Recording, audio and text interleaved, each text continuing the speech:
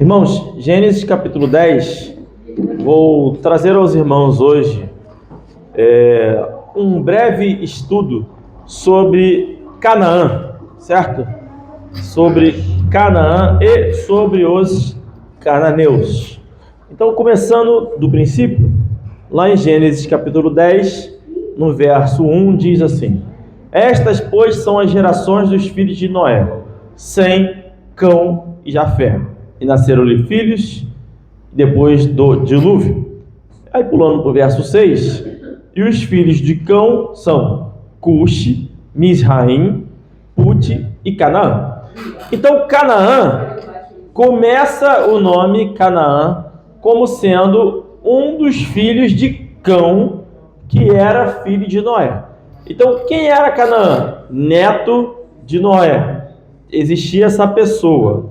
Esses descendentes deram origem a 7 povos na Bíblia. Aí de vez em quando eu vou abordar um dos povos, que todos eles trazem ensinamentos diferentes e interessantes para nós, tá? Hoje nós vamos falar dos cananeus, que são os descendentes de Canaã, filhos de Cão, netos de Noé. Lá em Gênesis capítulo 9, no verso 25, diz o seguinte: E disse: Maldito seja Canaã, servos dos servos seja aos seus irmãos. Então, Canaã começa como sendo logo de cara uma raça o quê? Amaldiçoada, né? Um povo amaldiçoado. Muito bem, aí nós estamos em Gênesis 10, né?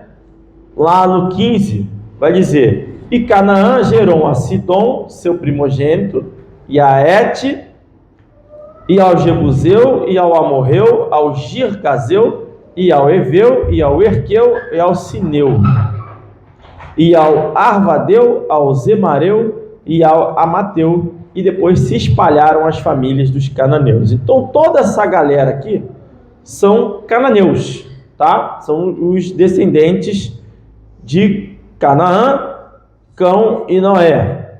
E todos esses estão aqui já de cara amaldiçoados por Noé, né? Noé foi que disse: Maldito seja Canaã. Eles eram aqui diversas famílias, né? E diz o texto aqui, conforme a gente acabou de ler, que eles eram numerosos e se espalharam, né? Numerosos não diz, mas se espalharam e formaram as famílias. Dá a entender, né, que seriam talvez numerosos. O texto mais adiante em Êxodo, vamos dar um pulo lá, né? Êxodo capítulo 3, verso 17, vai dizer: Portanto eu disse, far-vos-eis subir da aflição do Egito, a terra do Cananeu, do Eteu, do Amorreu, do Perizeu, do Eveu, do Jebuseu, e uma terra que emana leite e mel. Então, essa terra é uma terra fértil, que emana leite e mel, e que aqui são esses nomes que estão aqui, né? Cananeu, Eteu, Amorreu, Perizeu, são esses filhos descendentes aqui de Canaã, né? Era uma terra fértil. Essas famílias, então, se espalharam e possuíram esse local, essa terra que era fértil. Também lá em Números 13, Números 13,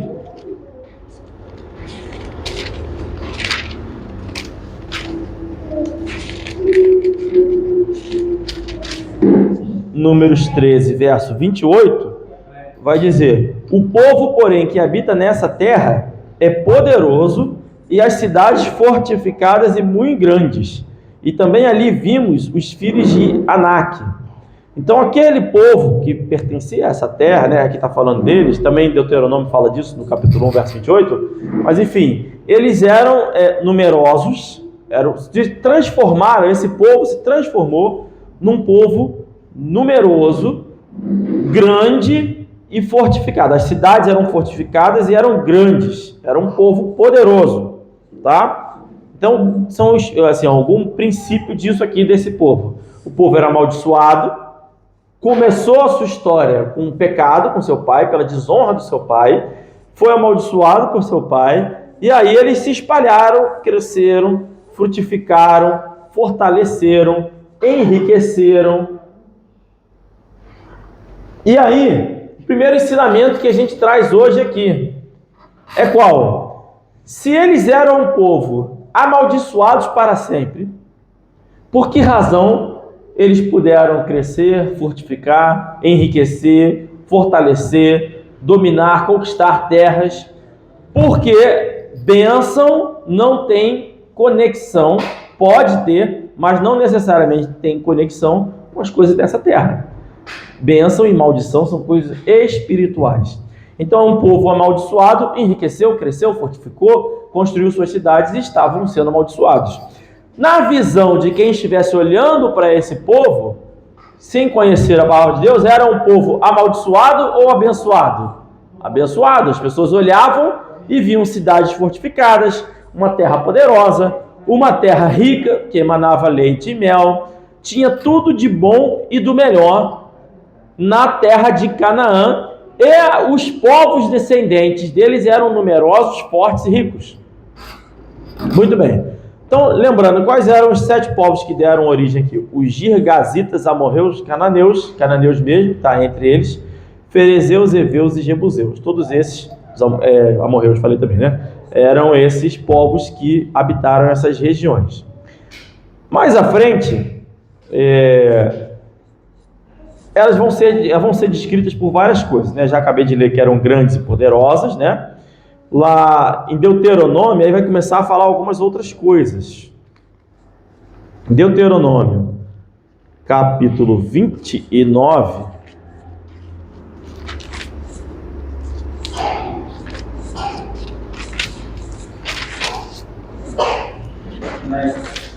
verso 17, vai falar sobre eles o seguinte: e vistes as suas abominações e os seus ídolos, o pau e a pedra e a prata e o ouro que havia entre eles. Então esse povo de Canaã, eles eram um povo rico, poderoso, fortificado, mas também era descrito como um povo idólatra, né? Totalmente idólatra.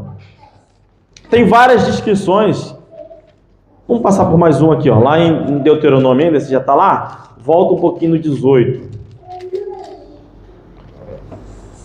18, verso 9. Quando entrares na terra que o Senhor teu Deus te der, não aprenderás a fazer conforme as abominações daquelas nações. Entre ti não se achará quem faça passar pelo fogo a seu filho ou sua filha, nem adivinhador, nem prognosticador, nem agoureiro, nem feiticeiro, nem encantador, nem consulte um espírito adivinhador, nem mágico, nem quem consulte os mortos. Então, esse povo da terra de Canaã, que era a terra que emana leite e mel, que era a terra prometida, ele era um povo descrito na Bíblia como sendo idólatra, e não só isso, né? Eles eram carregados de superstições, de misticismo, de magia, de servir a outros deuses, né? Lá em Levítico, não precisa ir lá, vou só citar outras descrições, é chamado de profano, de ímpio, lá em Levítico 18. Possuíam muitas cidades fortificadas, conforme falei, e no final das contas, nós estamos em Deuteronômio, né? 18, 12. Diz o motivo aqui pelo qual eles serão expulsos, né? Pois todo aquele que faz tal coisa, tudo isso que eu acabei de ler, é abominação ao Senhor. E por estas abominações, o Senhor teu Deus os lança fora de diante de ti. Então olha que interessante. Noé havia amaldiçoado a terra, o povo de Canaã, seus descendentes e tudo mais. Mas eles não foram expulsos da terra prometida por causa disso. Eles foram expulsos por causa da sua própria iniquidade, por conta deles mesmos terem sido entregues aos seus próprios feitiçarias, deleites, né, vamos dizer assim, as suas inclinações que eles tinham ali, e por isso eles foram entregues. Então, que é Canaã? Era uma terra que depois vai ser prometida a Abraão, né? Nesse momento aqui já havia sido, né? Abraão e seus descendentes. E é curioso, porque se você voltar lá em Gênesis 15,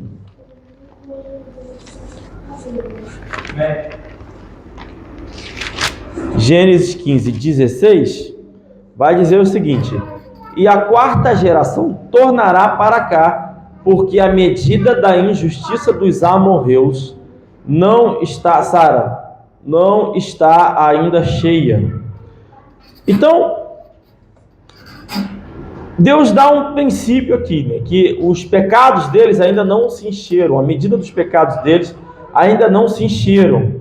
Quando Abraão é chamado, lá em Gênesis 12, para ir para habitar a terra de Canaã, vamos voltar lá rapidinho? No 12, do 1 ao 5, diz assim: ora, o Senhor disse a Abraão: sai da tua terra e da tua parentela e da casa do teu pai para a terra que eu te mostrarei, e far-te-ei uma grande nação e abençoar-te-ei, engrandecerei o teu nome, e tu serás uma bênção. E abençoarei os que te abençoarem, e amaldiçoarei os que te amaldiçoarem, e em ti serão benditas todas as famílias da terra. Assim partiu Abraão, como o Senhor lhe tinha dito, e foi Ló com ele, e Abraão era da idade de 75 anos, quando saiu de Harã.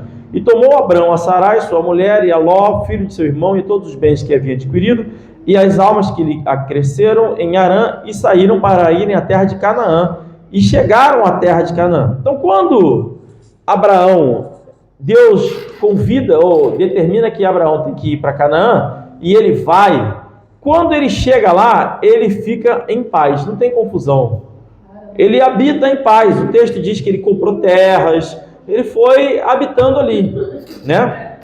Naquela região. O próprio capítulo 13 aí fala um pouquinho sobre isso, não vou ler tudo, mas a partir do verso 7 até o 18, fala de como é que foi um pouco disso, né? Tem conflitos, tem tudo, mas também eles habitaram ao ponto de prosperarem bastante, tanto Abraão quanto Ló, né? Naquela região. E aí depois diz, olha, vocês vão sair, mas vão voltar, porque a medida da iniquidade deles não se encheu. Muito bem, já em Gênesis 21, só para não deixar passar, né, porque eu falei.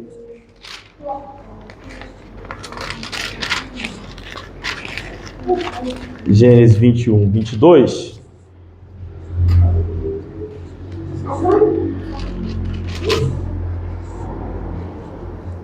Fala dos conflitos, né, da aliança que Abimeleque fez com Abraão, né? E aí não precisa ler tudo, né? Eu tô só para não passar, né? E no final diz assim: e peregrinou Abraão na terra dos filisteus muitos dias. Aí fala que ele plantou bosque, ele fez um monte de coisa ali. Ou seja, Abraão conviveu com esse povo que era amaldiçoado e que era cheio de pecado por muito tempo em paz.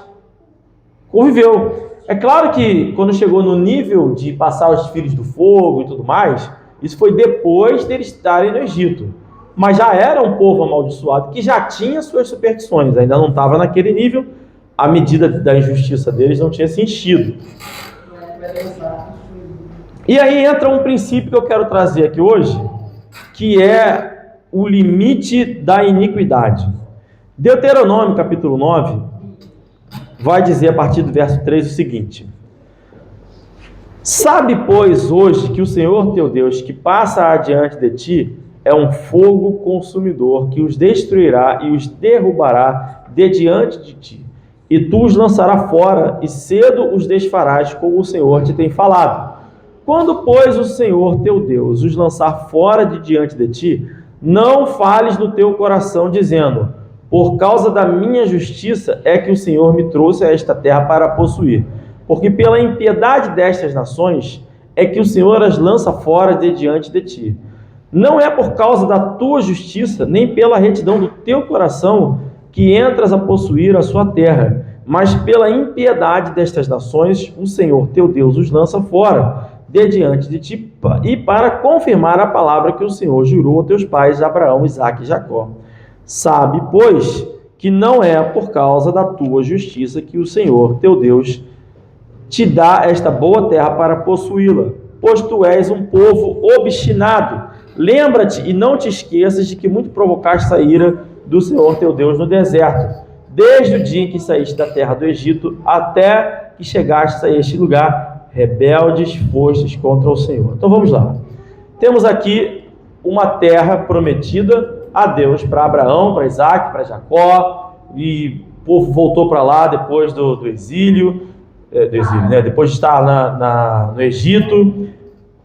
E Deus está lembrando a eles o seguinte: olha, vocês vão chegar, vão encontrar cidades fortificadas, um povo rico, ouros, pedras preciosas, uma terra que emana leite e mel. Vocês vão vencer, eu já os entreguei nas tuas mãos, vocês vão conquistar, basta ter fé, vai lá e tal, aquela coisa toda, né?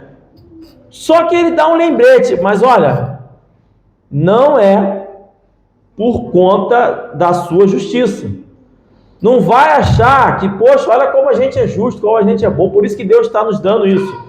Não é pelas tuas obras, mas é pela iniquidade deles. O cálice deles, lembra que o cálice não tinha se enchido? O cálice deles agora se encheu. E por causa do pecado, da iniquidade deles, eu vou te dar essas coisas.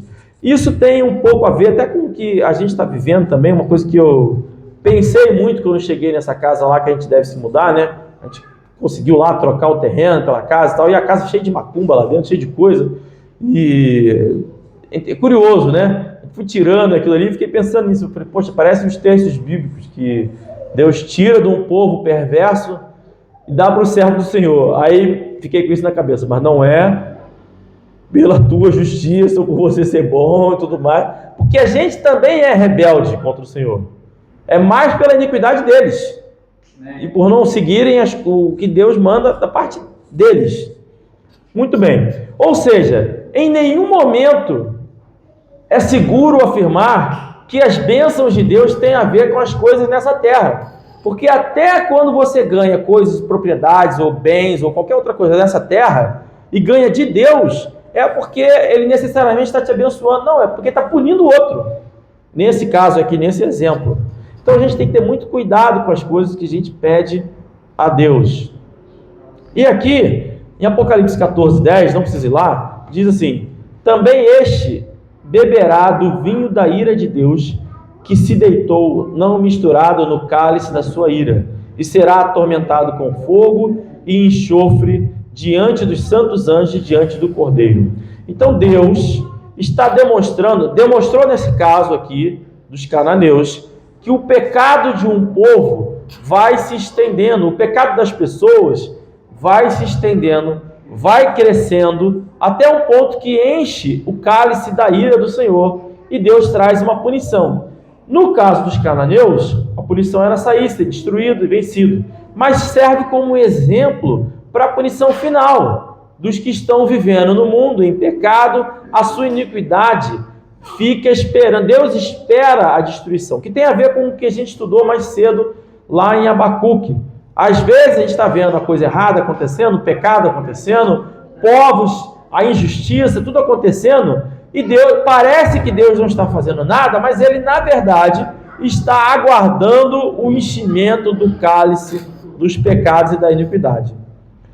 Jeremias 25:15 diz: porque assim me disse o Senhor Deus de Israel: toma da minha mão este copo do vinho do furor, e darás a beber dele a todas as nações, as quais eu te enviarei. Então, enquanto um cálice não enche, há paciência, há convívio com estes, e de repente vem o juízo. Vamos lá.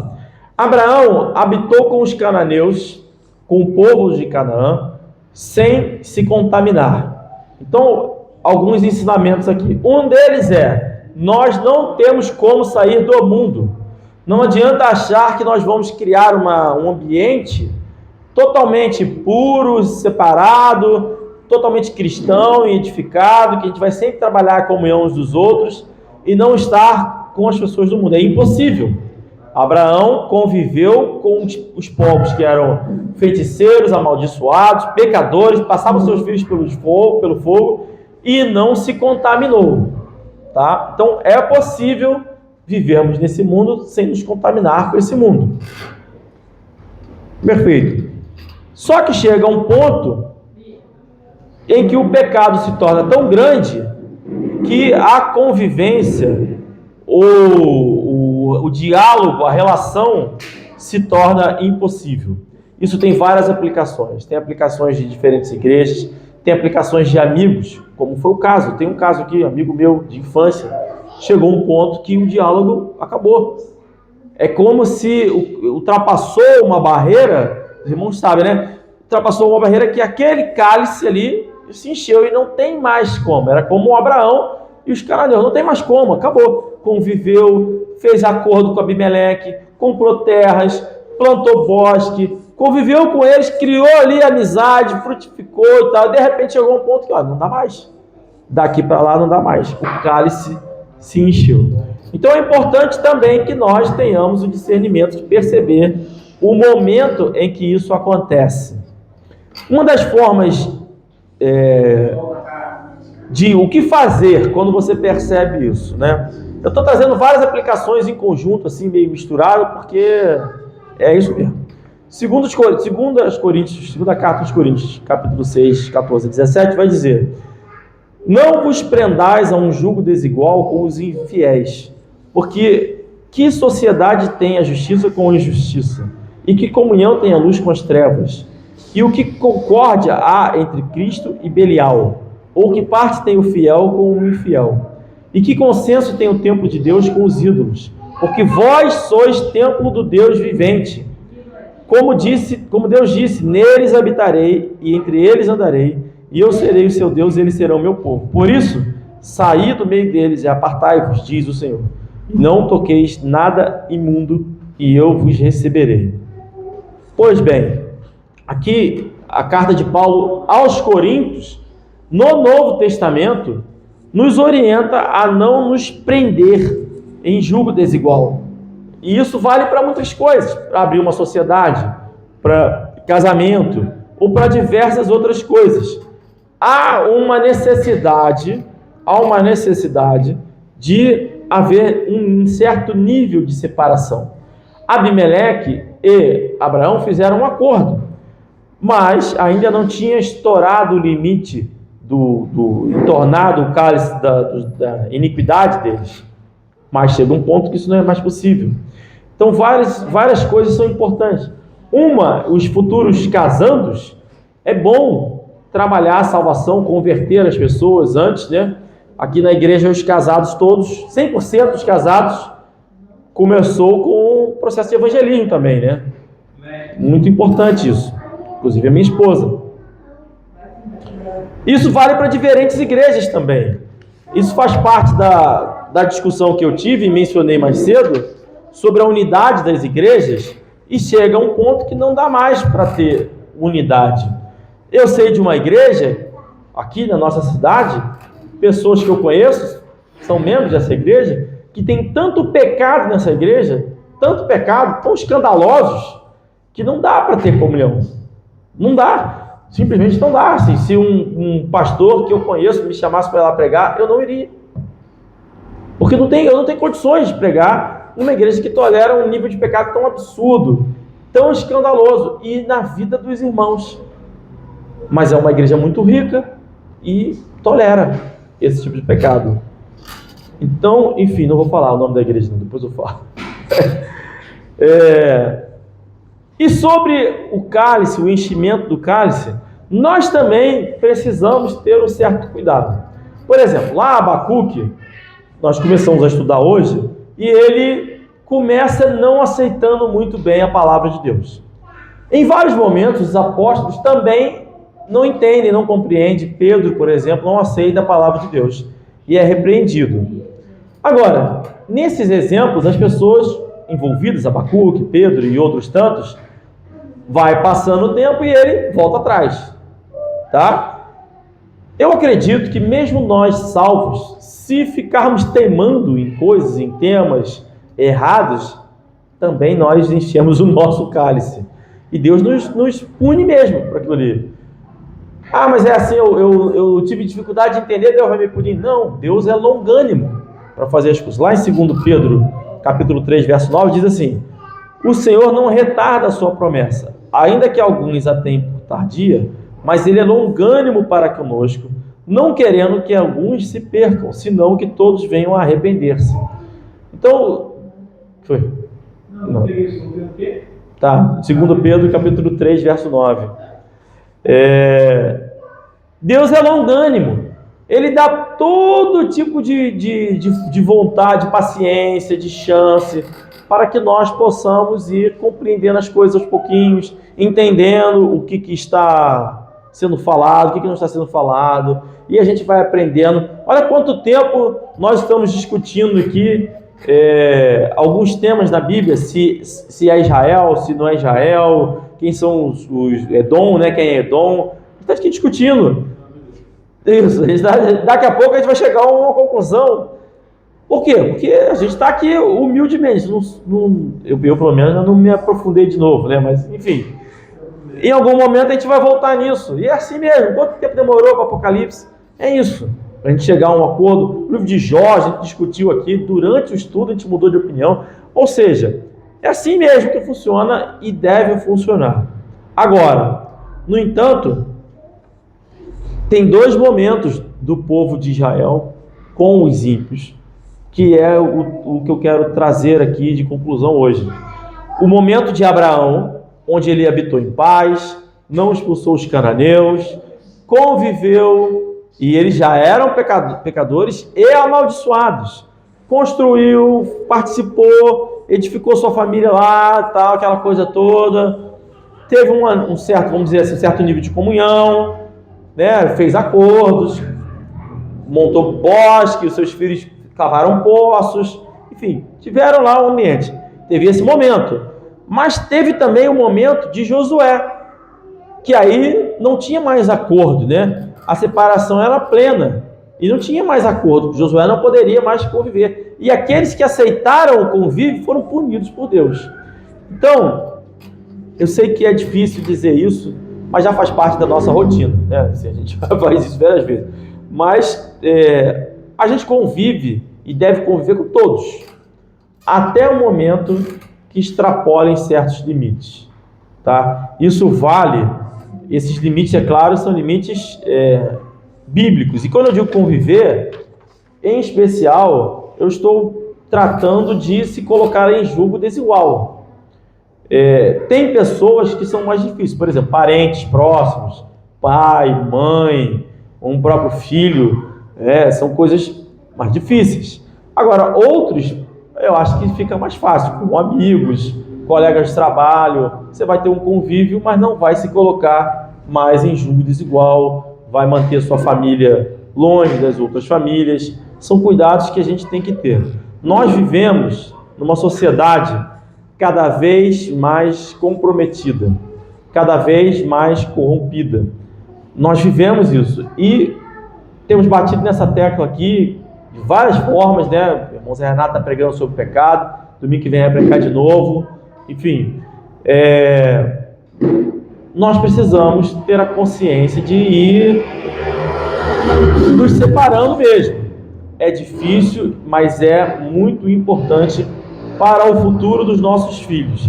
Mais importante ainda que isso é estimular os nossos filhos a falar de Jesus com aqueles que eles convivem. É mais importante isso, talvez, do que necessariamente nós fazermos evangelismo na rua, tá? Por quê? Porque o ideal, assim, falando para o nosso lado pessoal, tá? Não por bem, nosso lado pessoal. As pessoas que eles convivem amanhã vai ser uma futura esposa, um futuro marido, e é importante ganhar essas pessoas para Jesus. Não tem como casar. É simples assim. Enfim, porque não pode se colocar em julgo desigual. Irmãos, essa é a mensagem de hoje. Falei que essa é uma mensagem muito breve e falamos um pouco sobre os cananeus e aos pouquinhos eu vou abordando outros povos, outras nações. Pode encerrar.